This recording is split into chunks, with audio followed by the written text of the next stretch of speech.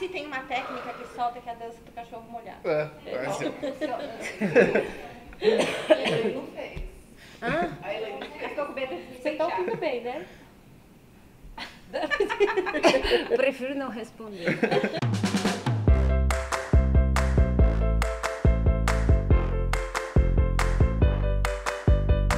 Oi, gente! Tudo bem? Hoje nós estamos aqui com o Bruno, nosso convidado. Obrigado por ter vindo, Bruno. Obrigado.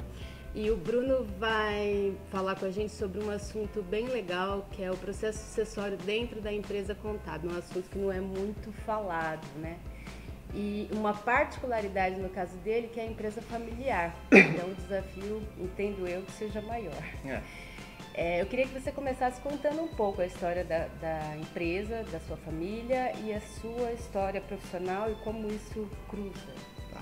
Bom, a J Contábil, ela já vem do meu pai há 35 anos.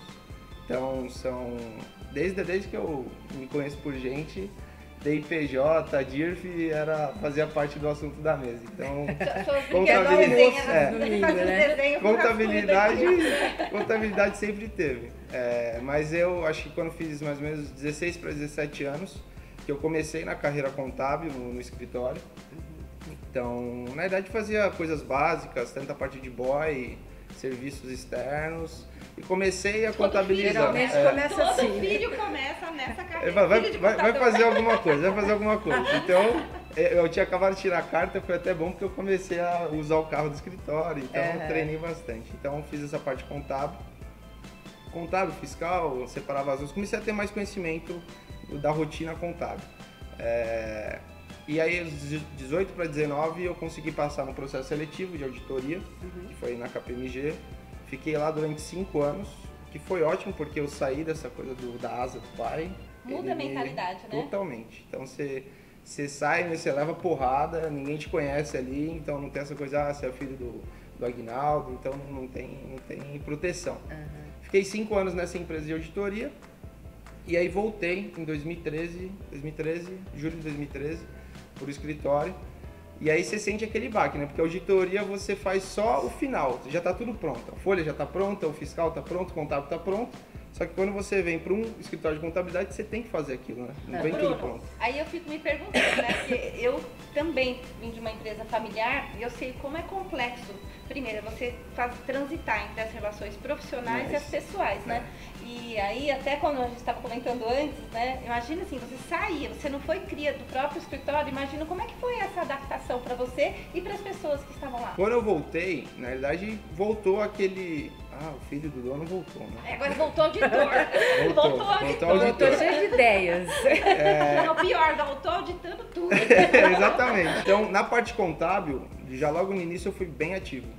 Muitas coisas que eu já vi errado, provisões que nunca vi na minha vida. Já veio antipático. Tira isso aqui daqui. Tinha 15 contas a receber, então... Pra que isso? Faz um conta de receber só e acabou, não tem... O pessoal tinha medo quando você pegava o balanço? Tinha. Eu sou chato, eu sou crítico, assim, eu levanto os pontos. Mas, então, nesse primeiro processo, o contábil, eu não foquei tanto nele, porque eu já, como vim como auditoria, contabilidade era 100% da minha vida durante 5 anos. Então, contabilidade eu tava mais normal, assim, pra mim, eu não foquei tanto. Só que eu percebi que na parte fiscal eu não sabia praticamente nada. Como calcular, como fazer qualquer apuração. Então, fiz o curso na FECAP de gestão tributária, fiz uma pós-graduação e foquei mais nessa parte fiscal. Fiquei 1 ano e meio, 2 anos no fiscal. Ô Bruno, é legal você me contando isso, mas eu quero os detalhes sórdidos. Quero que você me conte os problemas. Os problemas, assim, você tem tanto... Eu vi de tudo naquela empresa. Tanto funcionário, assim, que... Quero saber as pessoas que pararam de falar com você. Tinha tanto funcionário que, cara, eu não sei como é que foi selecionado, porque não sabia realmente nada. Eles estão lá na empresa ainda? Não, já ainda saí. bem, porque senão você ia chegar, não ia ter café hoje pra você. Mas o resumo da história hoje ficaram só os funcionários que estão dentro das expectativas do escritório. A gente teve uma mudança total, mindset, né? Porque tinha tanto funcionário muito antigo que algumas vezes não queria se adaptar a uma nova tecnologia ou não queria uma nova metodologia. Como tinha funcionário realmente que algumas vezes não estava dentro das expectativas do escritório, não tinha conhecimento, então não tem por que ter um funcionário assim, se tem um monte no mercado. Você teve carta branca, Bruno? Para alguns assuntos mais livres, assim, eu conseguia. Agora, por exemplo, funcionário muito antigo, acho que assim, antes de você criticar uma pessoa, você tem que dar soluções. Então, não é só chegar assim, aquele funcionário é muito antigo, ele não tá ajudando. Então, você, tem esses outros 3 funcionários aqui, que sabem usar o sistema, que o salário é praticamente igual, então você dá soluções para você conseguir consertar aquele problema que aquele funcionário antigo não está consertando. Porque tem muita gente que fala assim, tá muito ruim, troca. Tá, mas troca, você tem um putz desembolso de caixa ali, Fora rescisões que ele tem uma com ele, 20, 30 mil reais que você vai ter que pagar para a pessoa. E aí você deixou ali, o cliente está desassistido, porque aquele cara praticamente 10 anos era ele que conversava. Então acho que você tem que dar soluções antes de só levantar o problema, entendeu? Então esse processo em si foi um grande desafio, tanto que dos 18 funcionários, acho que hoje tem 2, que era o mais antigo. E o seu pai ainda atua lá? Atua. Começou eu, meu pai e minha mãe. Aí minha mãe e eu, a gente teve muito atrito. Então, na verdade, ela preferiu sair, ficar um pouco fora do escritório e deixou eu tocando com o meu pai. Ela tocava com seu pai antes? É. Só que ela tem uma ideia muito centralizadora, ela quer tudo passar na mão dela. Só que você acaba travando muito o processo. Então a gente tinha muito atrito e ela preferiu falar, então vai vocês 2, eu vou ficar aqui de fora só olhando. Então, Bruno, qual foi o impacto dessa sua, apesar que eu estou falando de processo sucessório, né, mas até por curiosidade, qual foi o impacto dentro do desenvolvimento da empresa no período que você entrou? Você conseguiu medir isso? Consegui. A gente foi de 120 clientes, hoje a gente está com 150. Desde 2013 para cá, aumentou muito o número de clientes. A gente conseguiu diminuir o número de funcionários, ou seja, o processo ficou mais simples. Melhorou a produtividade. Eu sou muito daquele cara assim, quando você entra no escritório, você tem que saber o que você tem que fazer. Eu não vou ficar do seu lado falando, você tem que fazer isso, tem que fazer. Tanto que eu tô aqui, o escritório tá lá rodando. Sim. Então, acho que isso é o primeiro ponto que qualquer dono de escritório tem que ter em mente, que se mesmo você fora do escritório, ele tem que estar rodando. Então eu trago ferramentas, que nem você comentou, fala pra mim que tem ferramentas que você tá precisando que eu te mostro também, que eu posso contratar. Então todo tipo de ferramenta hoje, e-auditor, que é uma ferramenta do mercado, a parte da contimática, a gente tenta usar 100% dela. Sempre a gente tenta trazer... Qual que é a idade média do escritório?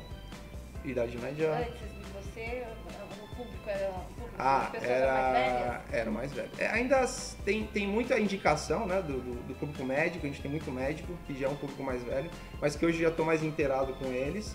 E agora começa a vir os filhos, né? Então uma das maiores empresas que a gente tem lá, o filho está começando a assumir agora, então você consegue ter contato mais direto, e você conversava... O meu pai era mais com o pai dele, que é o fundador da empresa.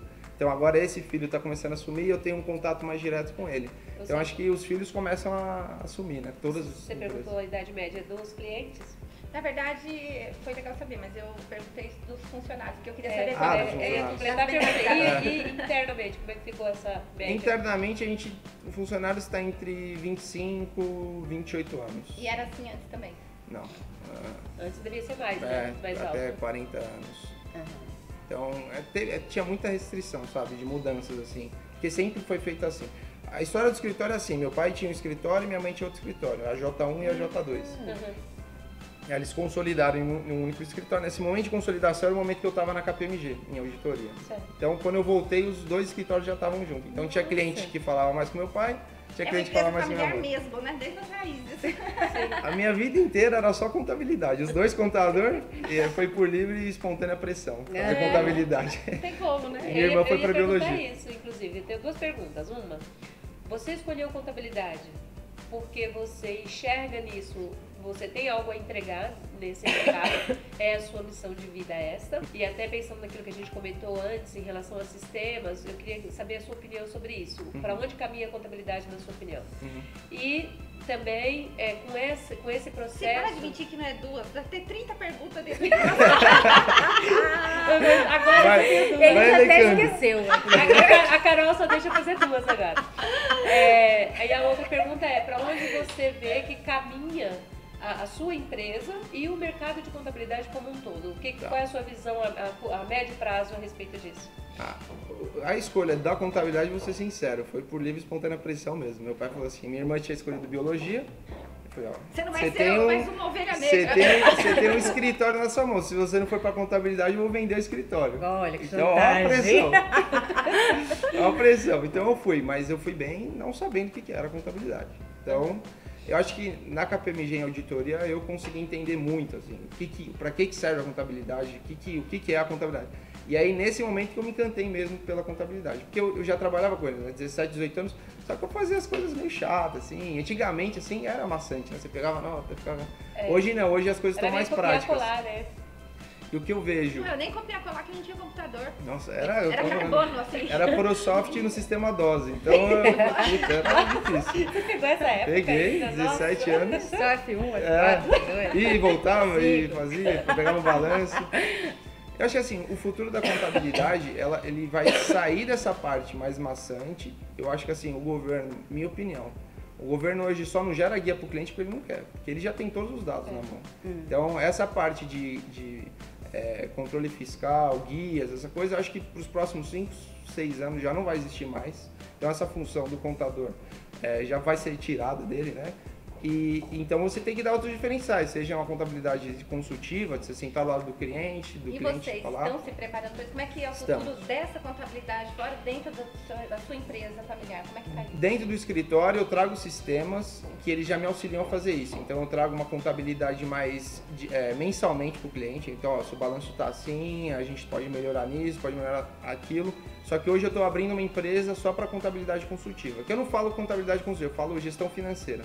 Eu faço todo o BPO financeiro do cliente, tanto o controle de contas a pagar, receber, emissão de notas. Eu então vejo os contadores brilhando no processo nessa modalidade, né, gente? Eu fiz uma empresa à parte para não confundir, porque algumas vezes você vai tentar vender esse serviço como contador, ele vai entender que isso faz parte do honorário. Sim, então eu faço uma empresa à parte, são funcionários à parte que tocam e também tem resultados à parte. Ó, você vai cuidar dessa parte de gestão financeira. Sim. Eu acho que o futuro é esse. Contabilidade, graças a Deus, vai ser análise, não vai ser ficar fazendo mais. É você analisar a saúde financeira da empresa, possibilidade, vamos pegar um crédito aqui porque acho que você está precisando. Acho que isso tem que partir do contador e não do empresário. O empresário tem que se preocupar em comprar, vender, comprar pelo menor preço, vender pelo maior. Sim. E o contador está lhe dando suporte. Ô Bruno, eu estou muito contente que você tenha vindo, porque você está diante da meta do público, que é mostrar que o contador é bonito, é moderno.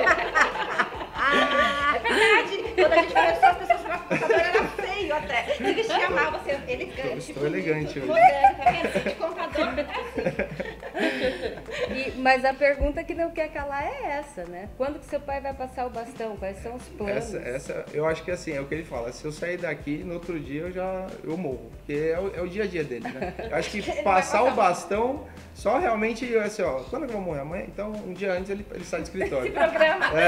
Que ele vai continuar sempre lá, mas é legal, eu acho que eu e meu pai dentro do escritório, pelo menos sempre foi saudável, ele sempre foi aberto, assim, a alterações. Parece que tá compartilhado, né? Talvez não passe o bastão efetivamente. Eu não cheguei a ter aquela parte de sucessão que foi um atrito, só atrito. Na realidade, eu tive muito atrito com a minha mãe, mas ela resolveu sair. Então, assim, eu e meu pai hoje, a gente toca normal, assim, o escritório. A gente tem muito cliente indicado ainda por ele, então indicação você sabe que é praticamente 99% de concluir. E eu trago essa parte do online, então eu pego muito... A gente tinha em média 12, até 15 solicitações de orçamento no ano. Eu puxei para online, a gente chegou em 450 orçamentos. Nossa, beleza. Porque, entendeu? Você começa a ter esse suporte. Obviamente, eu não ia conseguir fazer isso se eu fizer sozinho. Tem que ter um suporte, tem que ter ali um budget para você gastar, para você usar. Então, acho que unindo os dois, a gente está conseguindo evoluir legal. É um sangue novo, né? Vem oxigenar, mas sem perder. E os clientes, acho que eles sentem isso. Às vezes, se você tá, por exemplo, só meu pai lá, ele fala, putz, eu já tenho que começar a ver um outro computador, que o Aguinaldo já tá... Então, quando ele vai, eu vou junto da reunião, algumas vezes ele já fala, pô, legal, minha empresa tá bem encaminhada, que o filho dele tá indo conforme os pensamentos. Ou até os filhos dos donos que estão chegando agora também, né? Quando Tem uma vê você, pessoa. já se identifica. Sim. Poderia não se identificar se fosse só o pai, né? Os mais velhos, assim, claro, algumas vezes eles têm umas restrições, até o próprio dono da empresa. E o filho vem com novas ideias, novos sistemas, que aí você consegue trazer junto a minha parte contábil. Sim. Você vai falar, vamos fazer por esse sistema aqui, o cara fala, vai ser muito complicado e tal. E não é, algumas vezes ele tem que ter o filho dele também do lado e falar, é muito mais simples do que você imagina, para dar o suporte, entendeu? Verdade. Muito legal, Bruno. Obrigado por ter vindo. Foi uma conversa super rica. Se deixar, a gente fica o resto do dia. Ficar conversando. E Aí aí, que eu cheguei primeiro, já fiquei conversando com ele. Vamos dividindo as dores. tá certo. E aí, e você conta, você também trabalha numa empresa familiar, você vai assumir a empresa da sua família, como é que funciona, qual que é a ideia de sucessão empresarial que tem aí? Compartilha com a gente quer saber. Tá bom? Até a próxima. Tchau, gente. Tchau. Valeu, obrigado.